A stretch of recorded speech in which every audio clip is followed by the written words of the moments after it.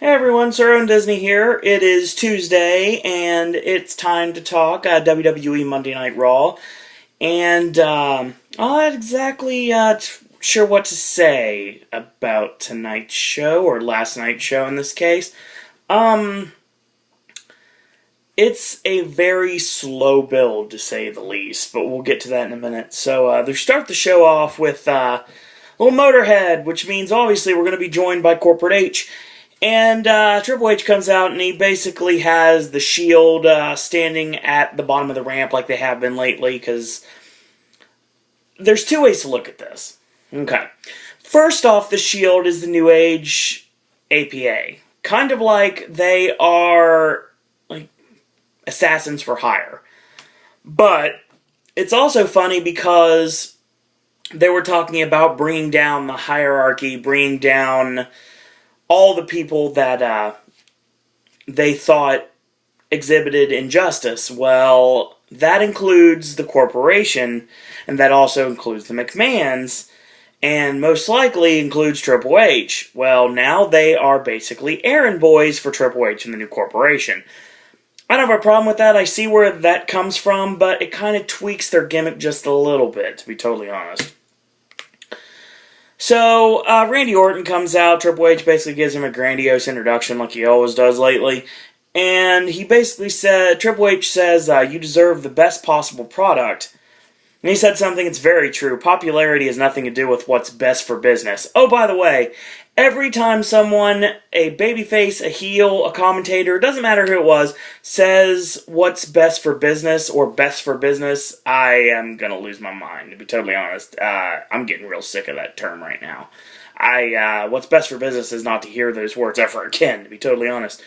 I get where they're going, I really do, but like I said, find new terminology, please. Daniel Bryan comes out and he basically says, you want me to give up my title shot? How about you go back to being, I don't know, maybe a man, which you completely lost that right when you cut your hair or put on a suit and became a corporate sellout. So Randy Orton says, you can't win. And Bryan says, I've been told I couldn't be any better than the independents. I was told I'd never make it to WWE. I told it when I got to the WWE, I would never be more than just a curtain jerker, basically. He says I'd never be World Heavyweight Champion. But all of those things, proving all those people wrong, made me the man I am today.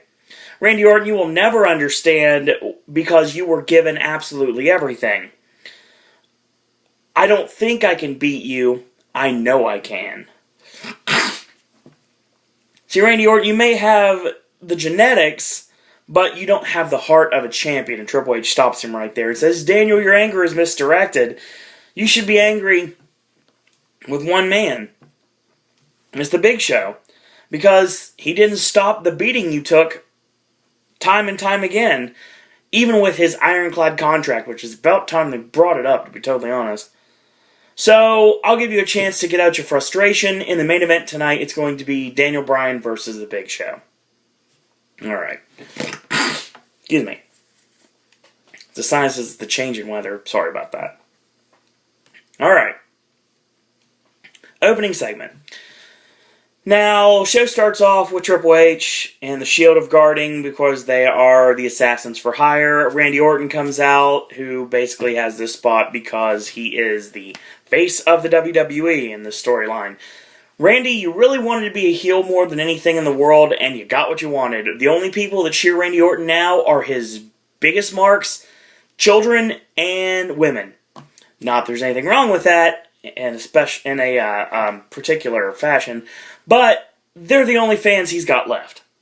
Kind of like how John Cena has the same exact problem. Maybe they're a little bit more alike than they would want to be.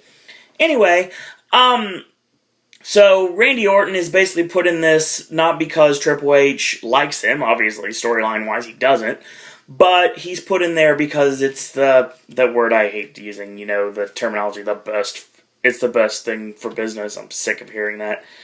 And I'm sure we're going to hear it a whole lot more. Actually, I might want to call this stable,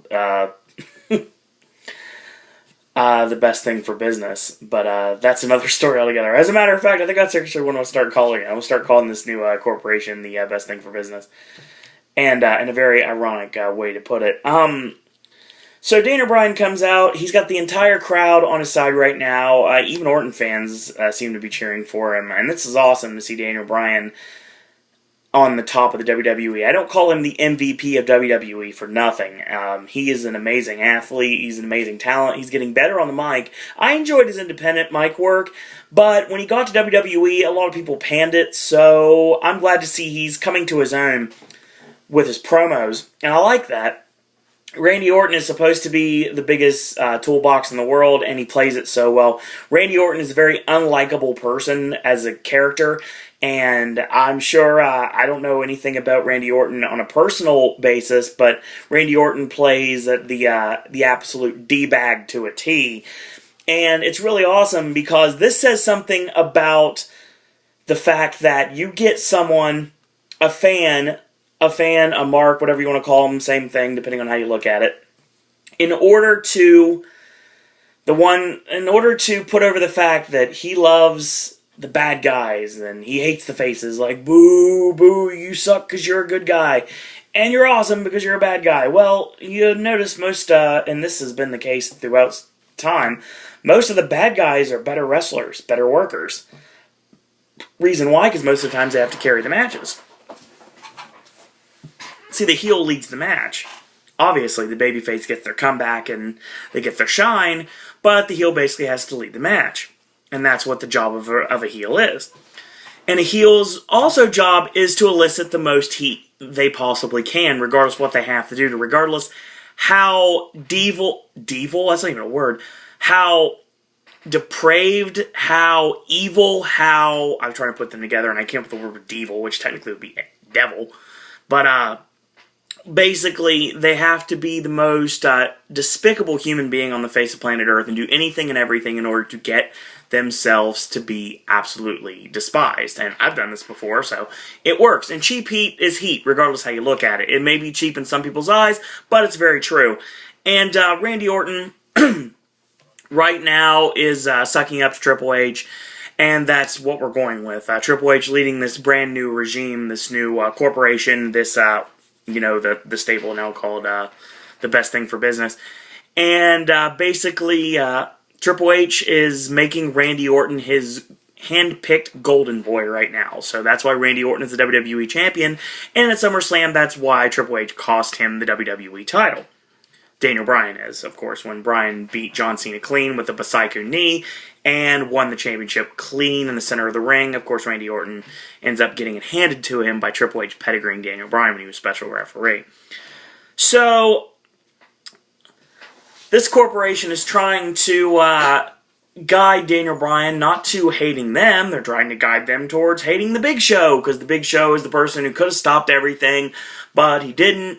Even though he's got an ironclad contract, which, like I said, it's very nice and very refreshing to actually hear WWE reference history, because that doesn't happen very often. Usually, if it was 5 minutes ago, you're supposed to forget that it happened. That's how wrestling logic works in 2013. And it's actually how wrestling logic has usually worked throughout the years. But, especially after the Attitude Era in the early 2000s.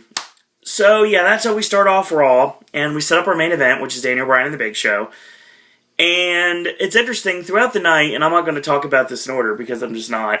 Throughout the night, Daniel Bryan ends up getting some advice from Booker T, and Booker T basically tells him you might want to take everyone's advice and give up your title shot. Live again to fight another day, and Bryan just looks at him and is like, tell me you did not just say that, which of course is Booker T's catchphrase back in the day. And he basically says, no worries about me, I can do what I gotta do, and I've been on my back before, I fought my way out, I'll fight my way out yet again. Regardless, it doesn't matter what Triple H and the McMahons do to me, I'm gonna keep fighting, and I'm gonna keep on top one way or another when it's all said and done. So we had our first wrestling match of the evening, Fandango with the absolutely stunning Summer Rae taking on The Miz, the battle of which t-shirt I wear more often. And this feud continues, just like I thought it was going to. As a matter of fact, in yesterday's SmackDown video, which I got out very late, I'm sorry it actually took 2 days to get it out, I would have had it done earlier. I had it done Sunday night. Actually, the notes were done Sunday night, but I just didn't feel like recording anything. I was just kind of in one of those funky moods that I get in every once in a while that I'm not talking about on this channel, obviously, because I don't talk about my personal life on this channel. So yeah, that's how it works. So I had my notes, and I was going to do it this morning, well, yesterday morning. I was kind of like, no, I don't really want to do this. I got to go to work, and sure enough, I got back tonight. Ben actually dropped me off, and I came back here, and I shot the video directly with like 20 minutes to spare. So it was a very short version of the NXT and SmackDown video, but hopefully it's good, and they'll get a new NXT and SmackDown video on Saturday, actually, because I have no choice, because I have to have content on Saturday, because I have nothing else to fall back on. So there we go. Anyway, like I said, it's going to be Fandango against The Miz, and The Miz with a slide in into the sunset flip, 1-2, and a kick out. Ducks the clothesline, Miz catches him off the ropes with a flapjack, 1-2, and a kick out. Whip in, Miz with a tip up, clothesline off the ropes, and Fandango is on the canvas in a seated position. Miz comes off the ropes, kicks Fandango right in the face, and breaks his nose. We didn't know this until, like, after the fact, but he broke his nose. Goes for the cover, 1-2, and a kick out. Chin lock, and we go back to live action. High velocity whip by Fandango, and he chokes The Miz on the middle rope. Summer Rae rakes the eyes, and that's behind the referee's back. Whip in, charges in, gets the boot up, and Fandango goes up to the second turnbuckle on the inside. Miz with a kind of a version of a dragon screw leg whip, but not quite. He kind of just like, he grabs the knee and he kind of twists with it. It's kind of like a dragon screw, but it really wasn't fluid at all. And he did it off the middle rope. Goes for the figure four. Fandango kicks him off. Goes for the Miz line in the corner. And nice maneuver by Fandango with a slingshot leg drop and 1-2 and a kick out. And basically, the legs were tied up. Miz kind of twisted into the figure four. Fandango taps out, and that's the match. This feud has continued, and I said, and I'm sticking to this, Fandango will be a singles champion before 2013. Now, I don't know what the ramifications of this injury are. Now, I know he has a broken nose. I don't know if they could snap it back into place, or if he has a cracked orbital bone. I'm not exactly sure how this works, but Fandango did not look too happy standing with all the WWE superstars on top of the ramp during the main event tonight, or last night in this case. So, yeah, it was very interesting. So, Fandango and The Miz will continue. Obviously, The Miz has to get over due to the fact that it looks like he's feuding with What's Best for Business. And him, Dolph Ziggler, and they're feuding with What's Best for Business along with Daniel Bryan. Big Show is pretty much doing this not on his own accord. He's doing this because they have an albatross over his head, but I'll talk about that as we progress in the Raw recap. So, we get our next match of the evening, and Dolph Ziggler is told by Brad Maddox that he is going to face off against a mystery opponent. So Dolph comes out, and all of a sudden Dean Ambrose attacks from behind, and you think, if you're not paying attention, that Dean Ambrose is going to be the opponent. Well, we obviously know that's a swerve, and that's not going to happen, and I realized it wasn't going to happen, and I was thinking, oh god, it's going to be who I think it is, and sure enough, that's exactly what happens. But I'll get to that in a minute. So, Dolph ends up getting jumped from behind, and Ambrose just works him over and tosses him shoulder first as hard as he possibly can into the ring post. Ryback's music hits. Ryback is officially Dolph Ziggler's opponent. So, basically Ryback comes out. He charges in with Ziggler still slumped in the corner from the toss into the ring post. And he charges in, and Ziggler picks up the back elbow, and he comes off. Ryback catches him with an overhead release belly-to-belly suplex, and he rabbit punches him right in the back of the head. Like donkey punches, not rabbit punches, he was donkey punching him in the back of the head, pretty much. We'll go with rabbit punches to be more PC about it. So he's pounding him in the back of the head over and over again, steps on the throat of Dolph Ziggler, and basically he beels him out of the corner to the opposite side of the ring by his hair. So he shoves Dolph to the mat numerous times. Actually, he basically picks him up by the throat and tosses him down. There's like, I call them forced back bumps. And he tosses him down on 3 separate occasions, and he just throws Dolph to the canvas. And he tosses him into the turnbuckle. and he comes in going for the meat hook. He pumps up for the meat hook. It gets countered with a standing drop kick, and he nails the big splash in the corner. 10 punch, and he tosses him in, and he gets nailed with a meat hook off the ropes, and Shell Shock 1, 2, 3, Ryback wins. So Dolph is again humiliated by what's best for business, and basically, like I said, Dolph Ziggler, hashtag heel, obviously is now hashtag face, even though it's not official yet. He's not slapping hands yet, but it's coming sooner rather than later, folks. I'm pretty sure that the, I might as well put Miz and Ziggler together, to be totally honest. You play up the fact, you have the, connection where they're both from Cleveland, they're both from outside of Cleveland, they're both from Parma Heights, Ohio. And basically, you throw that up, even though the Miz is from Hollywood and Dolph is from Hollywood, Florida. Either way, they kind of connect very well. So yeah, Miz and Dolph Ziggler would be a good tag team. But I don't want to do that because, my God, Dolph Ziggler has fallen so far in such a short amount of time. I mean, he was WWE World Heavyweight Champion. I know it's together, but it's still the same thing. World Heavyweight Champion, and Del Rio beat him with a GSK, left him laying, concussed him, and Dolph ends up completely out of the title picture. Now Rob Van Dam's in there with Del Rio, and there's unfinished business there. Miz loses the WWE Championship, and he has not touched it since. This was actually referenced by Triple H on Miz TV on SmackDown that I recapped yesterday. So, yeah, it was interesting. Ryback is a bully. Like I said, I like the new bully Ryback. He's a jerk. Straight up, he is a jerk. I have so many words I could say about Ryback, and I'm not going to use that terminology on this channel. Ryback is a tool. He really is. And I like this new Ryback. I really do. And hopefully this will lead to a renewed heel push for Ryback. I know a lot of people say turning back face. At this point, you have to do something major in order to do that. And I don't think it's going to happen. I mentioned the other day that it's going to be Big Show, Ziggler, Daniel Bryan, and someone else against The Shield and Randy Orton at Survivor Series. Pretty sure that'll still happen. There's someone else I think that needs to be in that match as well, but we'll talk about him in a couple segments. So, Randy Orton and Triple H are talking, and this is completely out of context. This was earlier on in the show, and I had talked about this later. I didn't really put it in my list, because you know what? I'm trying not to write down as much and like break my wrist trying to write down everything that happens. So, hopefully you guys and girls out there do enjoy what I'm saying now.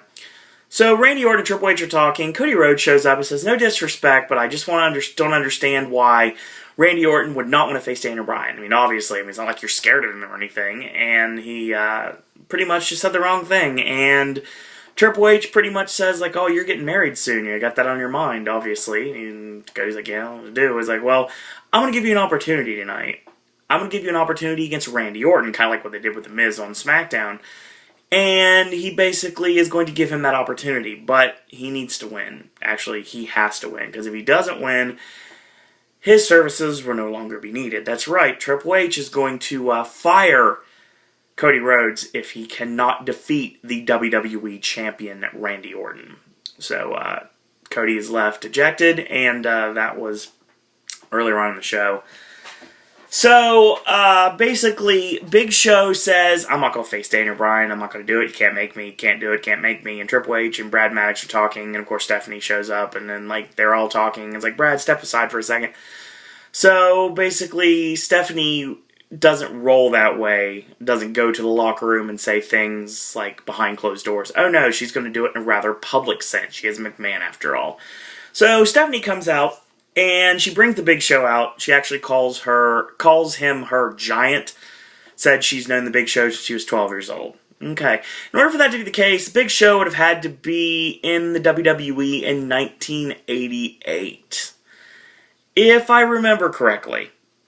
The Big Show did not debut until 1995. This is an impossibility. Even storyline, this is kind of pushing it. And Stephanie hugs him from the side, and basically she's going to be like, I'm sorry I have to do this, And I really don't want to do this, Big Show. And Big Show's like, you know what, I don't want to hear this, cut the crap. And she's like, okay, fine, you want to go there? That's fine. How about we throw some realism here? I know you're broke.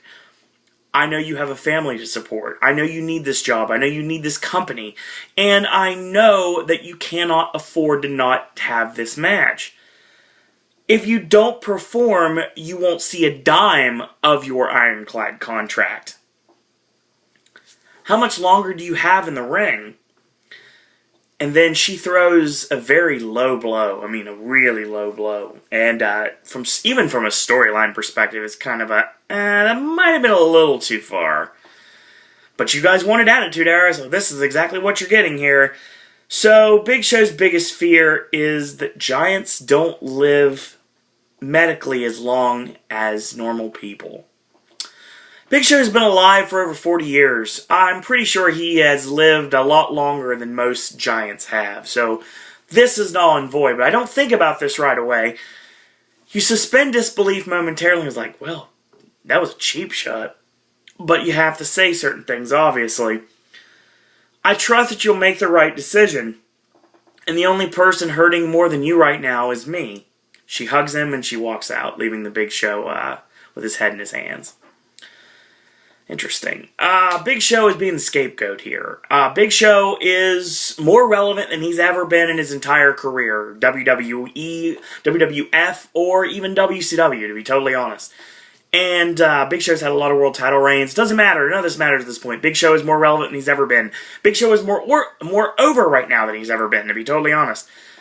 And Big Show has to man up and fight the corporate regime. And, of course, he can't because he's got his back against the wall and the McMahons are holding his feet to the fire. Needless to say, he can't do anything. He just basically just has to stand there and take it. So we get our next match. It's the Primetime Players against Jinder Mahal and Heath Slater of Three-Man Band. I have been a big fan of both of these teams. I'm a big 3MB fan, and I'm a huge Primetime Players fan. It's really nice seeing these two actually work on television again. Primetime Players getting a nice push right now. Doesn't matter for what the reason is. It's really awesome to see them in the ring competing and actually winning matches. It doesn't happen very often, especially because the Primetime Players, when they were heels, were getting jobbed like crazy. And the Usos were not on Raw tonight, and that was kind of interesting. So, neither were tons of funk, but that's good, because then again, they didn't get their matches with the Wyatt family. But I'll talk about them next segment. So, okay. We go back to live action. Jinder Mahal and Darren Young are in the ring, and whip in reverse, he gets the boot up. Jinder pulls Darren Young off the top rope onto the turnbuckle, lower back first, tagging to Heath Slater, and he slingshots to the bottom rope, basically slingshots the throat against the bottom rope. Goes for a cover, 1-2, and a kick out. Locks in the chin lock. He ducks the punch in a reverse neck breaker by Heath Slater. 1-2, and a kick out. Tagging to Jinder Mahal. He hits a knee drop off the ropes with the rope assist on 3 different times. Tagging to Slater. Choke on the bottom rope. And a chin lock. Young elbows out. Headbutt. Charge in. Overhead release belly-to-belly suplex on Heath Slater. Tagging to Jinder. Hot tag to Titus O'Neil. O'Neil comes in with 2 big clotheslines. Whip in. Big clothesline. And his no bump needed fall-away slam. The big boot, and Heath with a save right before Titus gets the pin. And Jinder with a knee to the back sends him out of the ring, and he hits a one-handed sit-out powerbomb. And it was kind of like it was a choke, like a one-handed like spine buster into a sit-out powerbomb.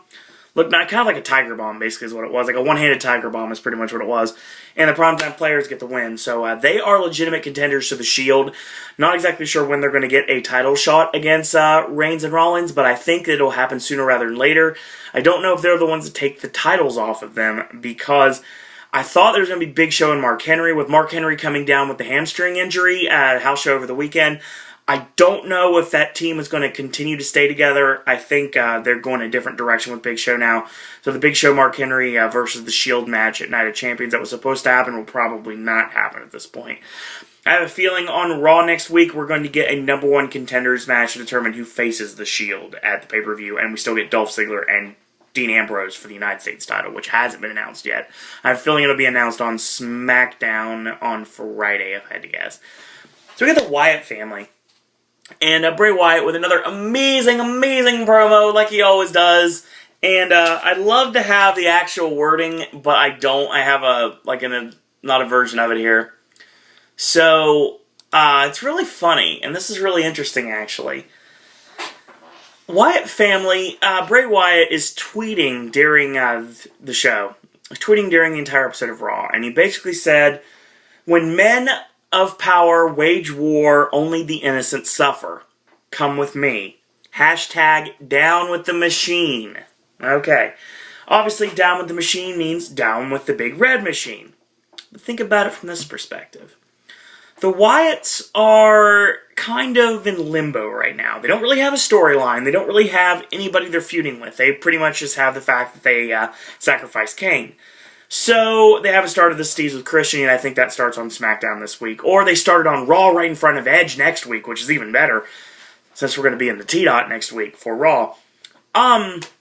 So they're kind of just in limbo right now. Kane is off television, obviously. He's filming See No Evil 2. And they're putting him off television, and we don't know if Kane is being brainwashed by the Wyatts or just being held captive. Obviously, they said they were leading towards Bray Wyatt and Kane Hell in the Cell at the Hell in the Cell pay-per-view. I don't know if that means it's actually going to be in the Cell or not. If it's going to be at least at the Hell in the Cell pay-per-view in October. But you have that direction right now.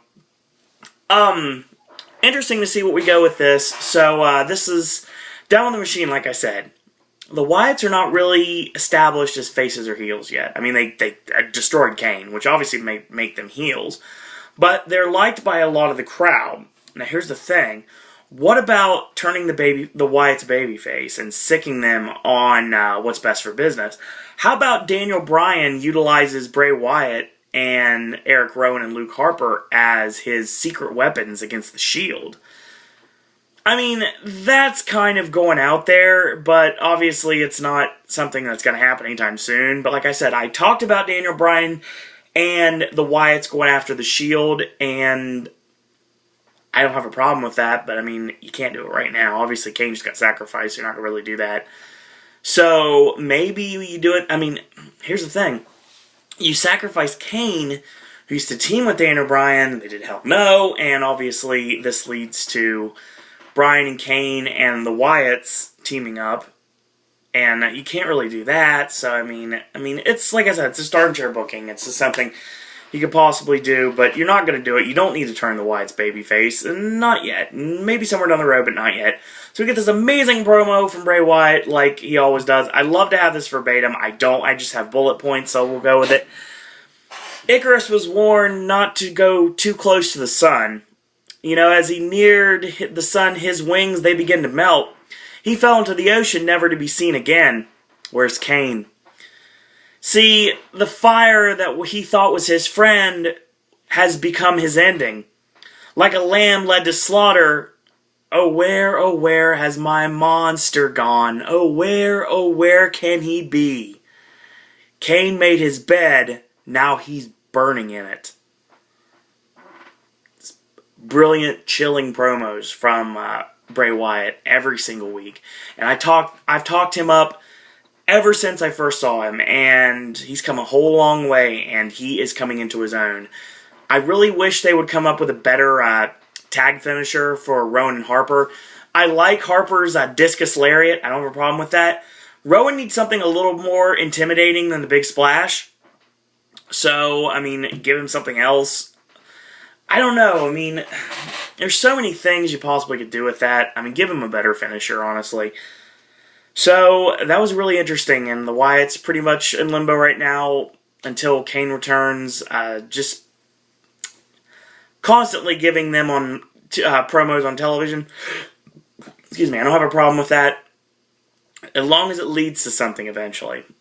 So our next match, oh god, this was a doozy. Cody Rhodes against Randy Orton. Non-title match with Cody's career on the line. So we go midway through the match. Stomp to the face of Cody Rhodes. And Orton picks him up, kicks him in the chest. Goes for the 10 punch. Whip in reverse. He gets the boots up. And Cody plants him with a front suplex. And he goes for a 10 punch. And at 9, Orton slips out.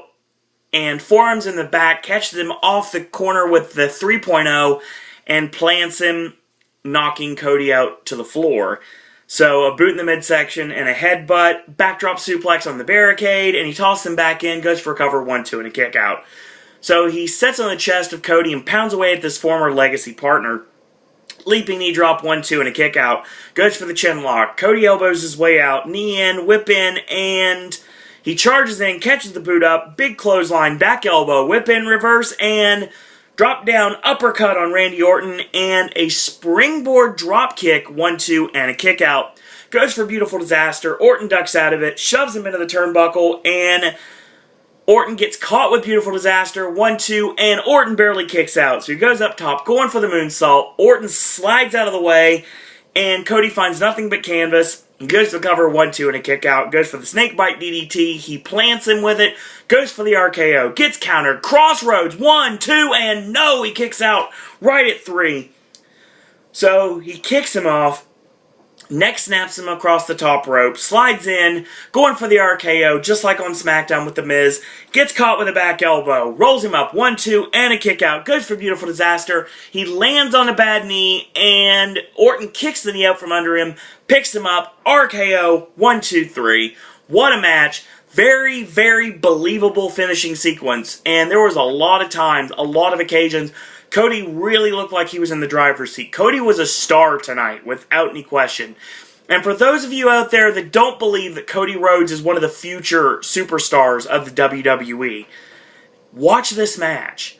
Cody showed that he could be one of the top baby faces if they let him run with the ball. He's not Daniel Bryan, but he could be a top baby face without any question. And the fact that what's best for business screwed him over so badly. Triple H solemnly fires him and basically fires him for being a loser, fires him for losing the match. So, this is the end of that. Basically, Cody is going to get married. He's going to have a nice long honeymoon, and he'll come back. Not exactly sure how he'll come back. He'll come back somehow. He'll, someone will wrestle on his behalf, win the match, and his stipulation will be that Cody is reinstated. Or maybe Vince will realize Triple H is mad with power, and he'll reinstate Cody.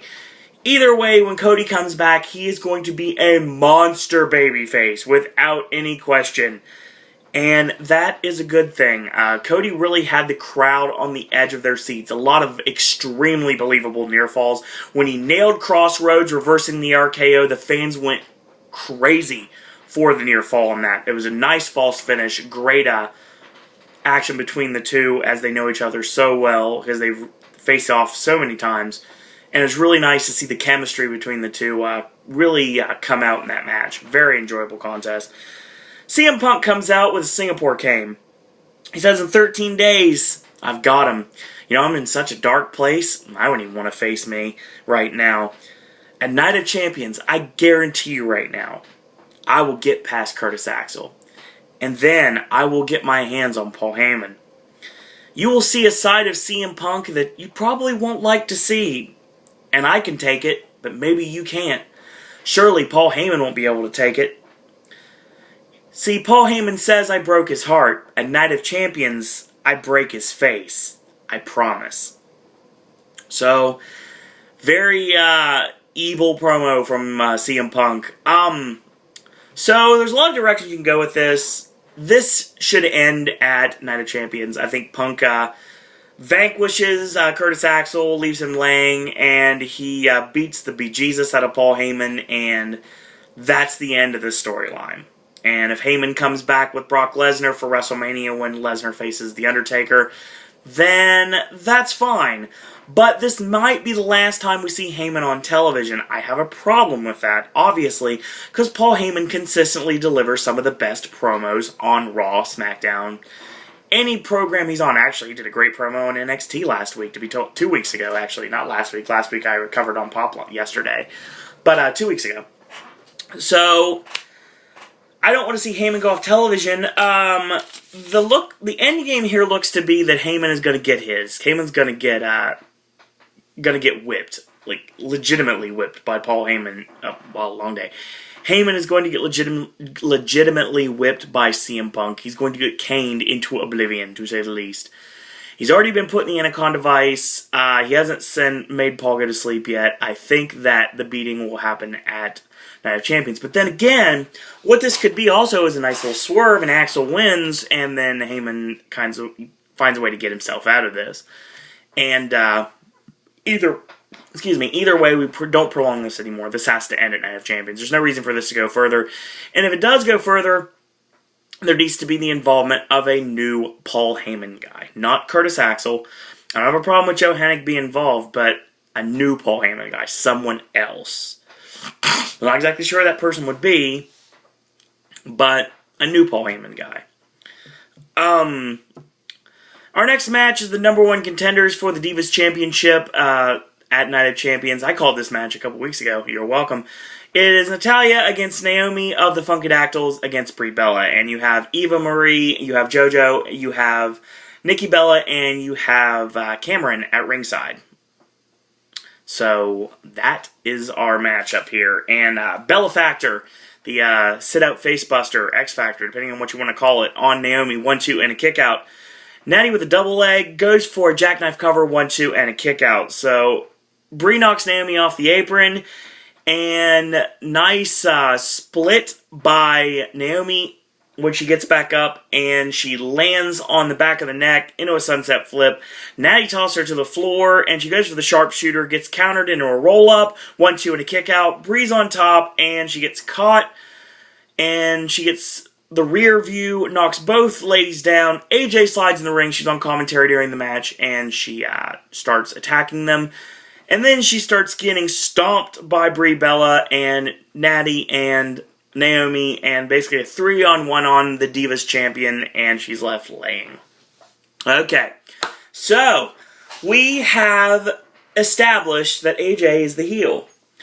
The so-called pipe bomb, or as Punk called it on Twitter, the pipe bombshell from last week's Raw, basically says that a lot of the viewing audience are going to like AJ, and they're going to make her a babyface by virtue of that promo.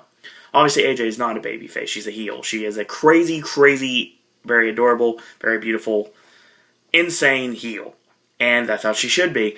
But with a lot of the wrestling community, a lot of the internet fans, a lot of the wrestling fans, period, she's going to be a babyface because of that promo. Well, she gets jumped by the Divas division, or should I say, the Total Divas cast, and the fans are booing the Total Divas.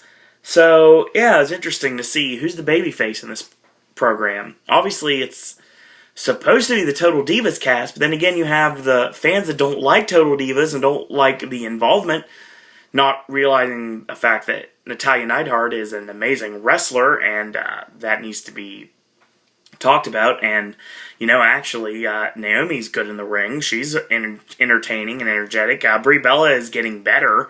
Obviously, the Daniel Bryan relationship is wearing off on her. Obviously, Bryan's teaching her a thing or two, because she had a nice little modified Shining Wizard today on Naomi, knocking her off the apron. She knocked her off the apron. So Stephanie's beside herself to come up with a contender, and just like I predicted, it's going to be a 4-way at Night of Champions, with AJ defending against Natalya, Brie Bella, and Naomi of the Funkadactyls. So yeah, I still hold out my possibility that Natty wins at Night of Champions. I don't know if it's going to happen or not, but I mean, it's a good idea. I think it is. So in our next matchup, a rematch of SmackDown, Damien Sandow against Rob Van Dam. So this was another good match as well. So Sandow plants him with a big boot, 1-2, and a kick out. A knee to the back, and locks on a modified Kata Hajime, or a Taz mission, depending on how you want to call it. Van Dam moves out of it, and he chokes him with the boot on the throat, and he tries to slam him in the corner, and of course Van Dam blocks it, kicks him right in the face. Springboard standing side kick. Del Rio's music hits, he comes out, and Sandow uses that distraction to send Van Dam to the floor. So chin lock, and he elbows out of it. Backdrop suplex, 1-2, and a kick out. Chin lock and whip in. Tip up by Van Dam. And he gets caught out of the corner with the Carino driver. You know, pulls on the back of the neck and sits out with it, does Damien Sandow. 1-2, and a kick out. So Van Dam leaps to his feet, spinning heel kick, and whip in. Caught reverse into the side California leg sweep, into the Kobito Akiet. 1-2, and a kick out. So, double chicken wing, and he's playing the knees into the lower back, locks in a chin lock, Van Dam punches his way out, drop toe hold on the middle rope, and he dive bombs the back of the neck, goes for a cover, 1-2, and a kick out. Van Dam gets caught with a swinging neck breaker, 1-2, and a kick out. Suplex blocked, Van Dam inside cradle, 1-2, and a kick out. Van Dam off the ropes with a clothesline, off the opposite ropes with another clothesline, standing side kick, and he nails Rolling Thunder with an interesting camera angle from the out of the shoulder of Alberto Del Rio watching at the top of the ramp. He goes up top, and Sandow pulls him off, rolls him up, 1-2, and a kick out. Van Dam with a neck snap, goes up top, 5-star frog splash, 1-2-3. Sandow loses again, and Van Dam, of course, on a collision course with Alberto Del Rio in the World Heavyweight Championship at Night of Champions. Okay. A couple directions you can go with this. Now, I mentioned the Survivor Series match with the Zeb's Militia and ADR taking on the primetime players, Van Dam and Ricardo. And that's where Ricardo turns at Survivor Series, not Night of Champions. Night of Champions, Ricardo helps Rob Van Dam beat Alberto Del Rio, and after the match is over, Ricardo ends up getting a nice bird's eye view when Damien Sandow cashes in Money in the Bank on him. I think that might be where we go with this. And Van Dam and Damien Sandow are going to feud over the World Heavyweight Championship. Del Rio is going to be out of the title picture for a bit, but not too long. So we might go with that. Or Del Rio retains. I mean, a lot of people are saying that Ricardo is going to turn Night of Champions. I think you push it one more month. I think you have it happen at Survivor Series. Actually, 2 more months. I think you have it happen at Survivor Series, and then you don't see it coming at Survivor Series, and Ricardo costs his team the win, and Del Rio gets the title back, and then maybe you have Sandow cash in before the year's over. I don't know. I mean, Damien Sandow cashing in right now is not probably a very top priority from WWE booking committee at this point, so it'll happen sooner rather than later. You know, this is the time where the Money in the Bank briefcase holder loses all the time, and that's when you know it's about time for him to cash in. So, excuse me, Cody Rhodes. He's dragging his bag, leaving dejected.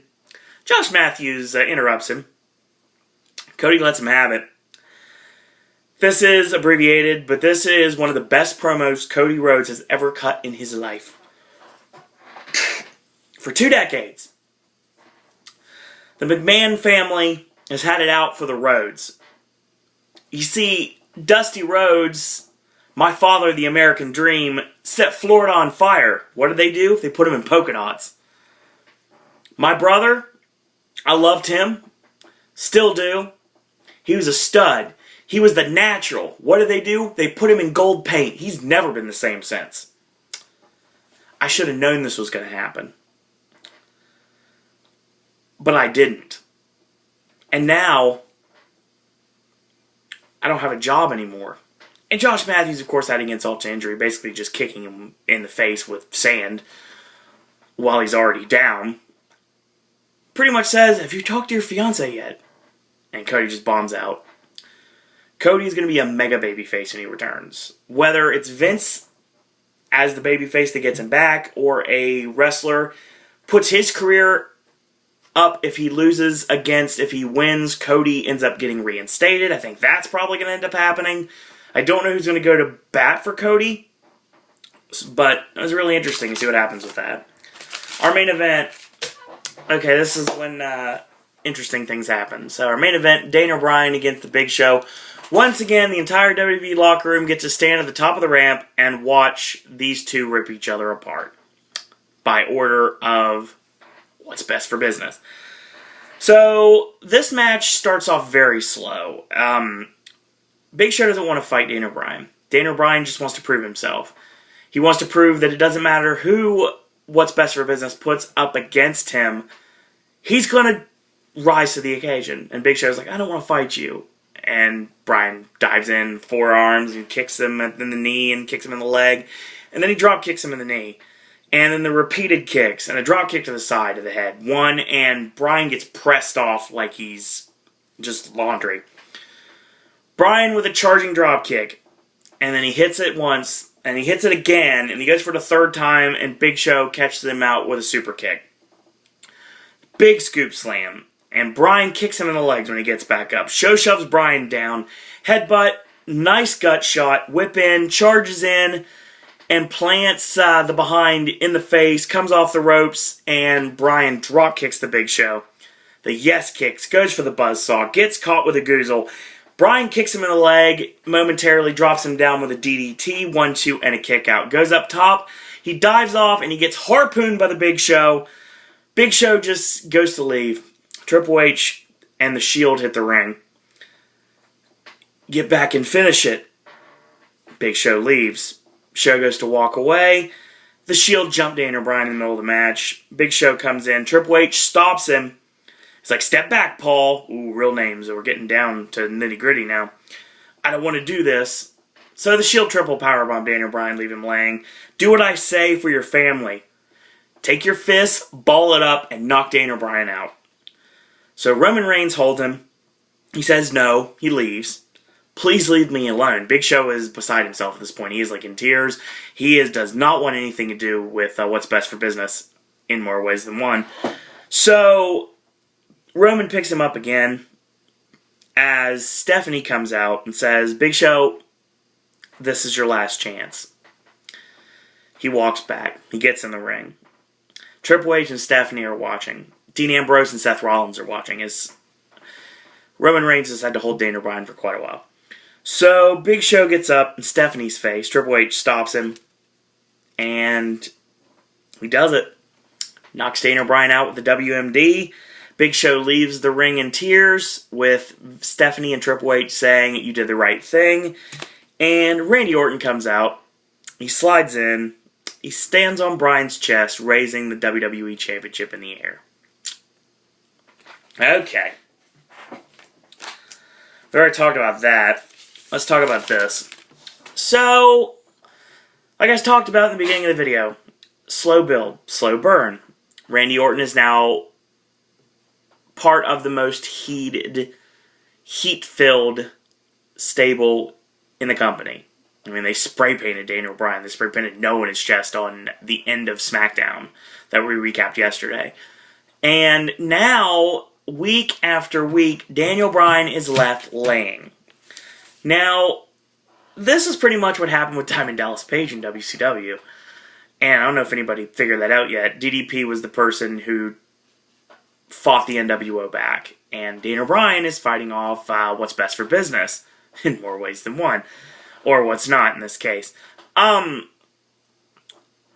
Basically, what it is you've got this new corporate regime, which is Triple H, Stephanie.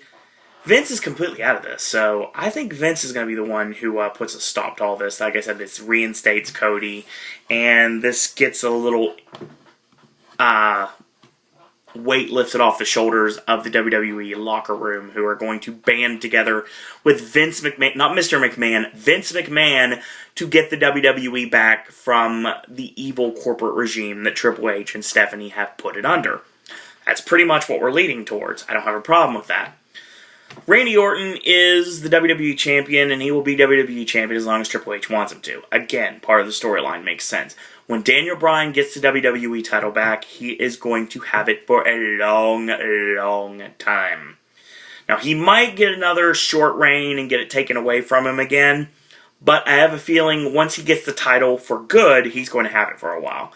Daniel Bryan will either be or be wrestling for the WWE Championship at WrestleMania 30. I pretty much guarantee that. And I can see Triple H and the Big Show in a singles match before the year's over. I'm going to say Hell in a Cell, maybe?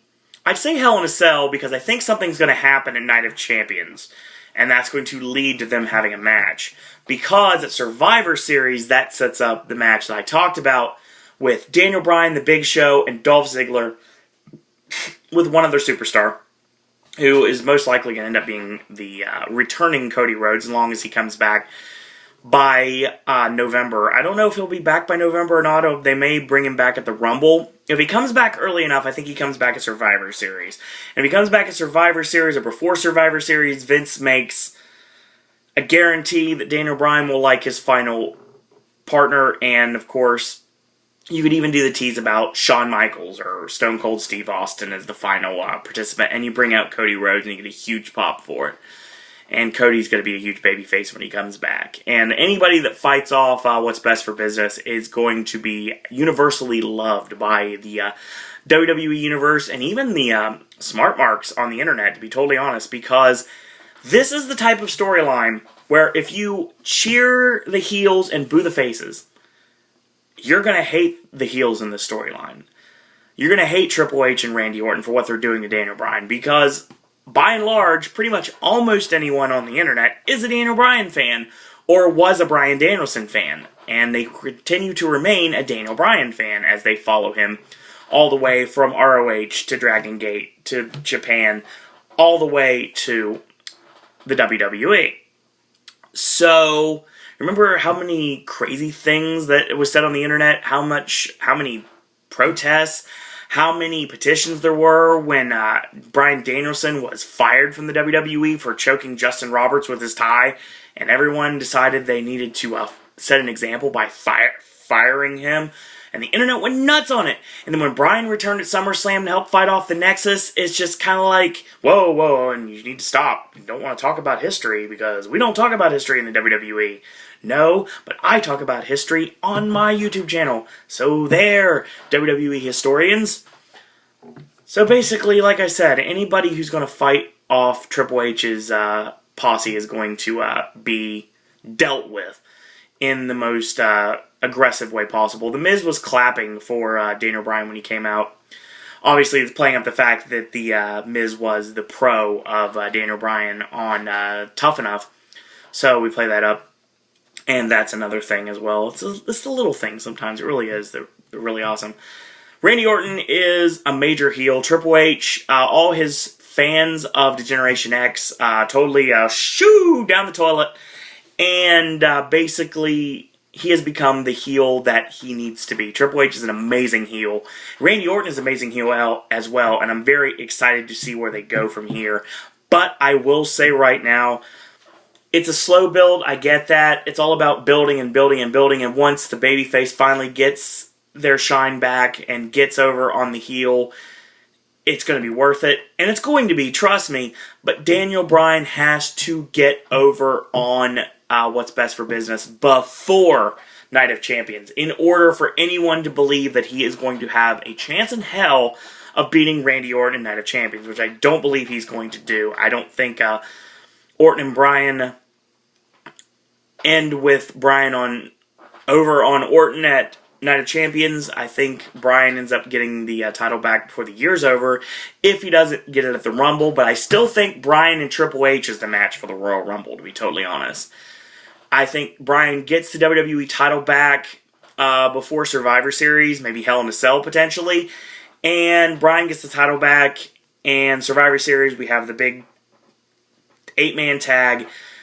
Bryan ends up having to face Triple H at the Royal Rumble, and Bryan ends up defending the WWE Championship against Triple H at the Royal Rumble, or Daniel Bryan wins the WWE title in the December pay-per-view, and then Triple H forces him to defend the title against him at the Royal Rumble, and Bryan taps out Triple H, and of course Bryan ends up going to WrestleMania as the WWE Champion.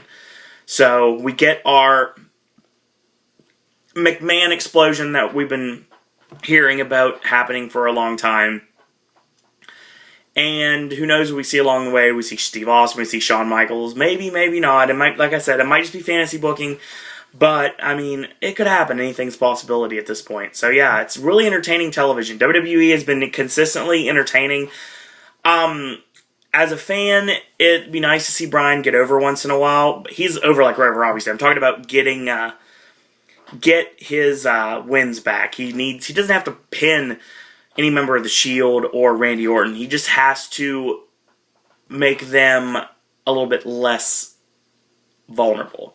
I really think that he needs to beat Randy Orton before Night of Champions so people believe that he has a chance to win at Night of Champions. Because that's the end game. Daniel Bryan beating Randy Orton is the end game. But once that happens, we'll see what happens. So, yeah. That was Raw for last night. Enjoyable show. I left a bad taste in a lot of fans' mouths. They're reading it on the internet right now. I don't know exactly where we're going from here.